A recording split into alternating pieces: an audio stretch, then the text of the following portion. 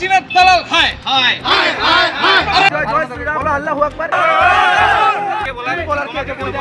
তুমি তো বইরা করো you are principal of this college you are student in the college you are কলেজে ভর্তির সহায়তা শিবিরকে কেন্দ্র করে এবিভিপি এবং এসএফআই কর্মীদের মধ্যে তুমুল বাকবিতণ্ডা, হাতাহাতির অভিযোগ।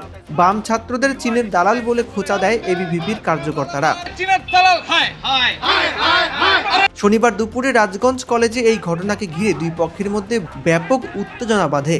খবর পেয়ে ছুটে আসে পুলিশ। এটা তো তৃণমূলও যা করতেছে, এবিপিও তাই করতেছে। কলেজের ভিতর টিএমসিপি ছিল, ও যাই করতেছে, এবিপিও তাই করতেছে। কোনো পরিবর্তন নেই। তারা হেল্প ডেস্ক কিসের করবে সেটাও জানে না, তারা হেল্প ডেস্ক করতে আসে। টিএমসিপি করতো, আজকে তারা রং বদল করে এসএফআই হয়ে লড়তে আসে। জানা গেল বাম ছাত্ররা কলেজের গেটের সামনে ক্যাম্প করতে চেয়ে গেটে পতাকা লাগিয়েছিল, সেই নিয়েই নাকি ঝামেলার সূত্রপাত। শনিবার থেকেই কলেজে প্রথম বর্ষে ভর্তির ভেরিফিকেশন প্রক্রিয়া শুরু হয়েছে। সেই উপলক্ষে কলেজের বাইরে এসএফআই ছাত্র সংগঠন ভর্তি সংক্রান্ত সহায়তা শিবিরের আয়োজন করে বলে দাবি। এসএফআইয়ের অভিযোগ, এবিভিপির কর্মীরা এসে তাদের ব্যানার এবং অন্যান্য প্রচার সামগ্রী ছিঁড়ে ফেলেছে। এদিকে এবিভিপির পাল্টা দাবি, বাম ছাত্ররা লাঠি নিয়ে তাদের উপর হামলার চেষ্টা করেছে। তারপরই বাকবিতণ্ডা শুরু হয়। এবিভিপির সদস্যদের কথায় কলেজে মূলত পড়াশোনার জায়গা, রাজনীতির জায়গা নয়। কলেজ চত্বরে রাজনৈতিক কার্যকলাপ হওয়া উচিত নয়।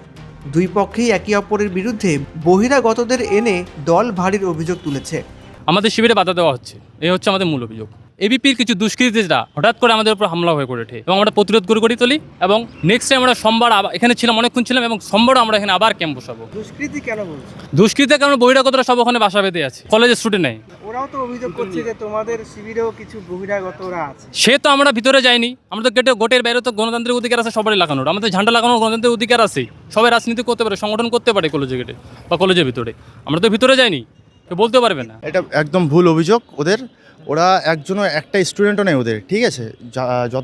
যতজন ছিল এখানে সবাই বহিরাগত। আমরা রানিং স্টুডেন্ট, এবিপি যারা আছি এখানে আমরা সবাই রানিং স্টুডেন্ট।